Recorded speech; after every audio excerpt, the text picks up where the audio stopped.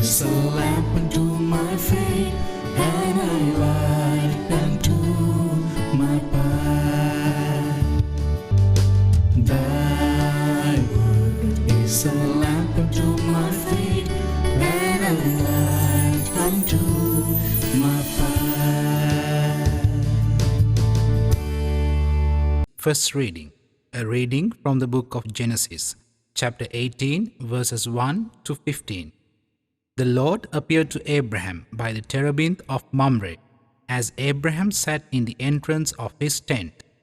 While the day was growing hot, looking up, he saw 3 men standing nearby. When he saw them, he ran from the entrance of the tent to greet them, and bowing to the ground, he said, "Sir, if I may ask you this favor, please do not go on past your servant. Let some water be brought that you may bathe your feet, and then rest yourself under the tree. Now that you have come this close to your servant, let me bring you a little food that you may refresh yourselves, and afterward you may go on your way." The men replied, "Very well, do as you have said." Abraham hastened into the tent and told Sarah, "Quick, 3 measures of fine flour. Knead it and make rolls." He ran to the herd, picked out a tender, choice steer, and gave it to a servant, who quickly prepared it. Then Abraham got some curds and milk, as well as the steer that had been prepared, and set these before them. And he waited on them under the tree while they ate. They asked him, "Where is your wife Sarah?" He replied, "They are in the tent." One of them said, "I will surely return to you about this time next year, and Sarah will then have a son." Sarah was listening at the entrance of the tent, just behind him. Now Abraham and Sarah were old, advanced in years, and Sarah had stopped having her womanly periods. So Sarah laughed to herself and said, "Now that I am so withered and my husband is so old, and I still to have sexual pleasure." But the Lord said to Abraham, "Why did Sarah laugh and say, 'Shall I really bear a child, old as I am?' Is anything too marvelous for the Lord to do at the appointed time? About this time next year I will return to you, and Sarah will have a son." Because she was afraid, Sarah dissembled, saying, "I didn't laugh." But he replied, "Yes, you did." The word of the Lord. A reading from the Holy Gospel according to Saint Matthew. When Jesus entered Capernaum, a centurion approached him and appealed to him, saying, "Lord, my servant is lying at home paralyzed, suffering dreadfully." He said to him, "I will come and cure him." The centurion said in reply, "Lord, I am not worthy to have you enter under my roof. Only say the word, and my servant will be healed. For I too am a man subject to authority, with soldiers subject to me.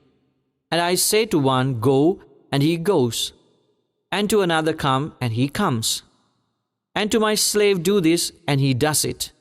When Jesus heard this, he was amazed and said to those following him, "Amen, I say to you, in no one in Israel have I found such faith. I say to you, many will come from the east and the west, and will recline with Abraham, Isaac, and Jacob at the banquet in the kingdom of heaven. But the children of the kingdom will be driven out into the outer darkness. There will be wailing and grinding of teeth." And Jesus said to the centurion, "You may go.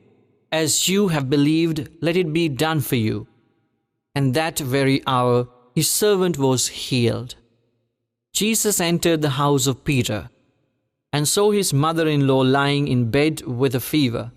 He touched her hand, and fever left her, and she rose and waited on them. When it was evening, they brought to him many who were possessed by demons, and he drove out the spirits by a word and cured all the sick, to fulfill what had been said by Isaiah the prophet. He took away our infirmities and bore our diseases. The Gospel of the Lord. My dear brothers and sisters, and my dear children, Just read this beautiful passage from today's gospel. I do not deserve to have you come into my house. Just give the order, and my servant will get well. Dear brothers and sisters, these are the words of a Roman centurion. Most of these Roman centurions or the Roman soldiers, they were not believe in Christ. But this is the words of a Roman centurion.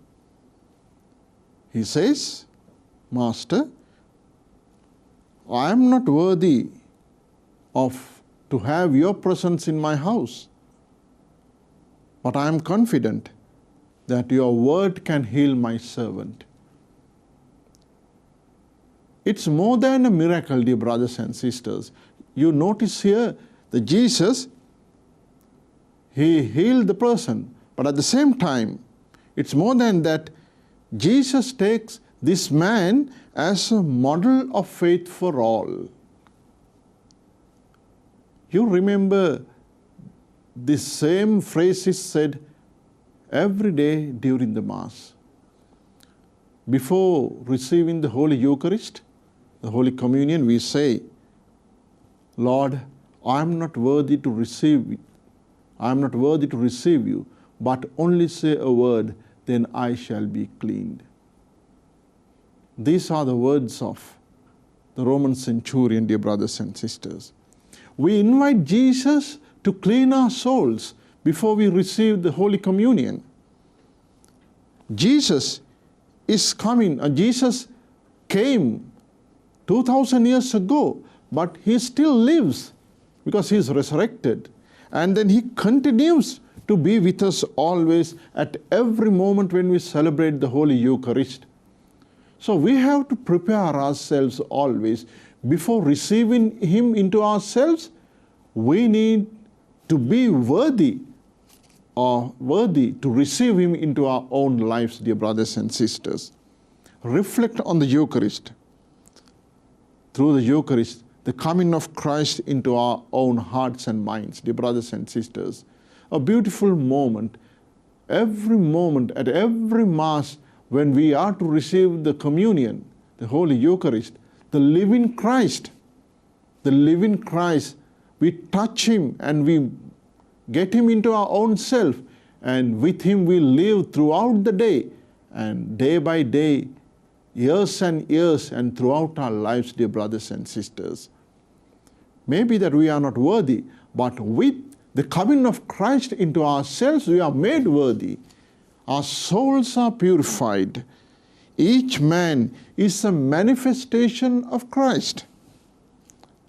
Each Mass a manifestation of God-man who came into our lives and who is among us and who is living within us. So we need to understand this, dear brothers and sisters. This is the most beautiful gift that Jesus himself gave to all of us, to be with him by receiving him through the Holy Eucharist. May God bless you, dear brothers and sisters, and my dear children. Thank you.